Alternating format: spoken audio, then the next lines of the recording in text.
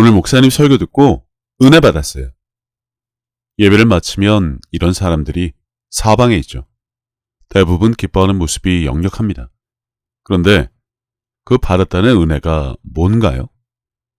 대부분 내게 한 설교였다. 답답했던 것이 있었는데 듣고 나니 속이 다 시원했다.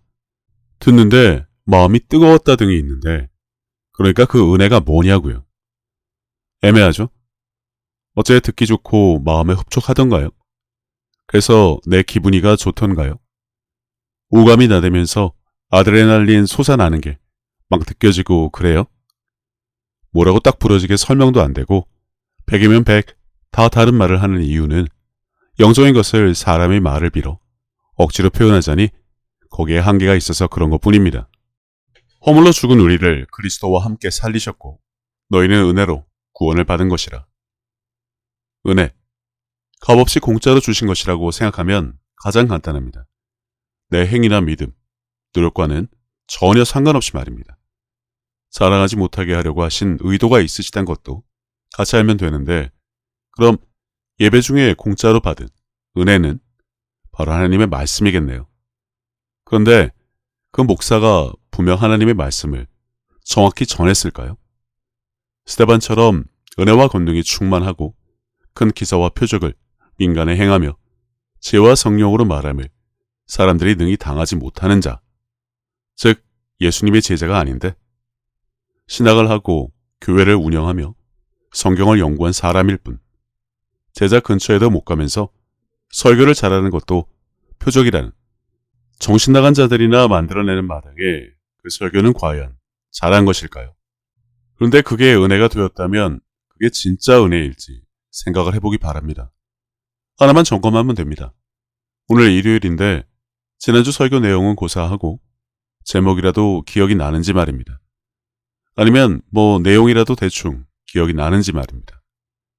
지난주 교회 나가서 대충 들은 것 같기는 한데 말하자니 온통 뒤죽박죽이죠. 이런 마당에 과연 그게 은혜라는 것입니다. 원래 당신의 기억력이 나빠서 복습을 안 해서 그런 것뿐이라는 구차한 변명은 다니는 교회 사람들에게나 하면 됩니다. 하나님의 말씀은 들을 때 기분이나 좋으라고 주신 말씀이 아닙니다.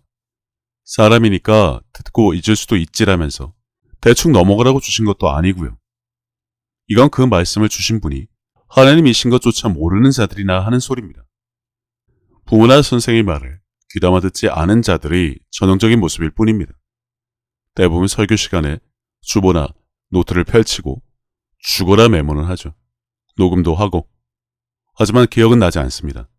그러므로 믿음은 들음에서 나며 들음은 그리스도의 말씀으로 말미암았느니라. 이건 결국 듣지 않았다는 소리죠. 집에 가서 복습하면서 소가 되새김질 하듯 그렇게 하면 된다고 여기는 자들이 많던데 그럼 이 구절이 있을 필요가 없습니다. 대신 중요한 것은 목사가 한 설교가 그가 가진 지식과 경험, 공부하고 연구한 요약인지 진정 하나님의 말씀인지 구분이나 할 수 있으면서 은혜를 받았다고 하는지 스스로 점검을 해보라는 겁니다. 물론 100% 대번의 목사가 훌륭하고 어디 신학교를 나오고 외국에서 뭘 하고 누구에게 배웠다, 누구의 제자라는 등 바로 노예 근성의 말들이나 나올 것입니다. 다 필요 없고 그런 글을 가르친 자는 예수님의 제자인가요? 성경에 스데반이 예수님을 직접 만나거나 따라다니며 배웠다는 기록이 없습니다. 아나니아도 마찬가지고요. 그런데 그들은 제자로 불리고 그 크다는 사도와 마찬가지의 일을 하는 자로 묘사가 되어 있습니다. 즉 예수님의 제자인 사도들에게 배워 제자가 된 사람 중 하나라는 것이죠. 물론 기독교는 중간에 대가 끊어져 계속해서 제자의 제자가 이어지는 일이 없었는데 난데없이 목사라는 자들이 수십만, 수백만 나타나 전 세계에서 교회 예배당 운영을 하며 목회를 하고 있습니다. 그럼 그 중에 과연 예수님의 제자, 스데반이나 아나니아와 같은 사람이 과연 몇 명이나 될까요? 자, 지금 누구에게서 들은 설교를 통해 은혜를 받았다고요? 그럼 그게 은혜 맞습니까? 잘못된 원인은 바로 목사들이 집이나 짬에서 하는 감성파리 설교인데 사람이 생을 한순간에 바꾸기는커녕 사람이 감정이나 건들고 기억 속에 일주일도 안 가는 설교를 하는 것을 말하는 겁니다. 그러니 이제 음식의 맛이 아닌 조미료 맛에 취해 여기저기 설교 들으러 찾아다니기 바쁩니다. 여기서 유명하신 목사 집회가 있다면 귀가 팔랑거려 우르르 몰려가고, 저기서 유튜브에서 알게 된 목사 집회가 있다면 또 귀가 팔랑거려 우르르 몰려가고, 교회 댕기는 유명한 교수, 박사, 기업가의 성경 세미나가 있으면 만사 접어두고 쫓아다니고, 아니 자기 교회 목사 말씀이 좋아서 은혜 받았으면 그걸로 충분한 거 아닌가? 아무튼 그래서 어째 은혜가 충만하십니까? 그들이 서로 말하되 길에서 우리에게 말씀하시고 우리에게 성경을 풀어주실 때 우리 속에서 마음이 뜨겁지 아니하더냐 하고, 사람의 영이 말씀에 반응하면 그분이 말씀을 풀어주시면 이러한 일이 있게 됩니다. 그리고 그 뜨거운 것을 지킬 책임은 들은 사람 각자에게 있고요. 그래야 일주일만 지나도 지난주 설교가 무엇인지 몰라 머리나 극적거리는 쓰잘데기 없는 교회의 직분이나 차고 있는 자가 안 될 수 있습니다. 보혜사, 곧 아버지께서 내 이름으로 보내실 성령, 그가 너희에게 모든 것을 가르치고 내가 너희에게 말한 모든 것을 생각나게 하리라. 여기서 분명 주님은 보내실 성령이라고 알려주셨습니다.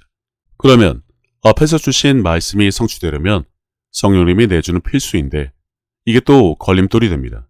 세례 받으면 자동으로 성령을 받는다는 한국교회니 말입니다.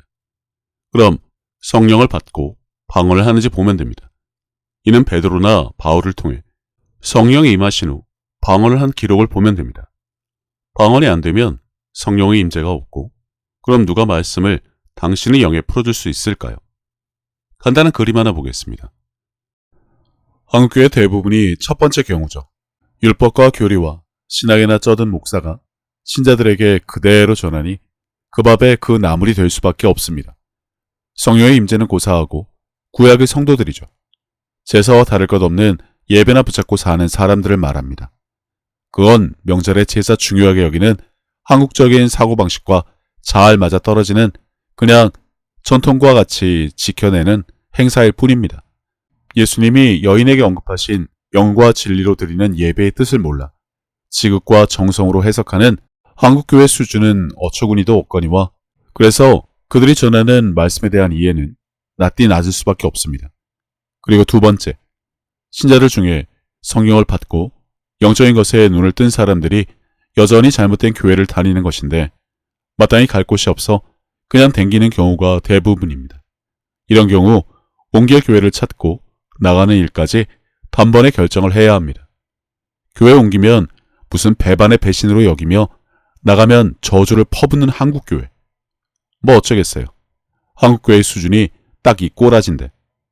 마지막으로 세 번째는 초대교회와 같은 이상적인 교회, 아니 정상적인 교회를 말합니다.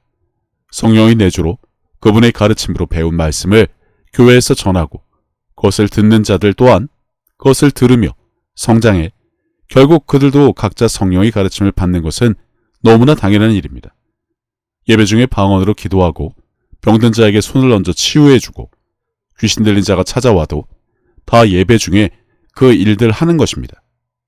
이처럼 전하는 자나 듣는 자나 성령의 내주로 그분의 가르침을 전하고 들어야 주님이 주신 말씀이 현실이 되는데, 실상은 어떠한가요? 네 말과 내 생각이 다른 이유, 올바른 것을 전하고 듣지 못한 결과란 것입니다.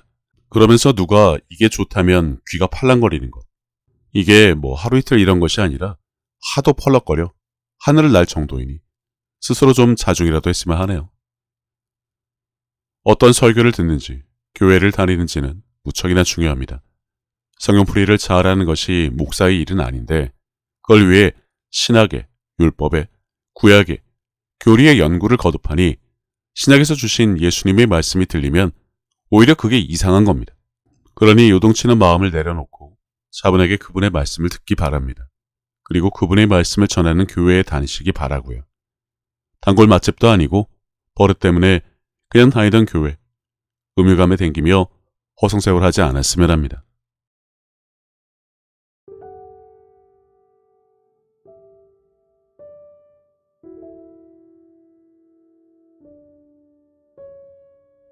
예수님께서는 내 마음을 다하고 목숨을 다하고 뜻을 다하고 힘을 다하여 주 너의 하나님을 사랑하라 하신 것이요.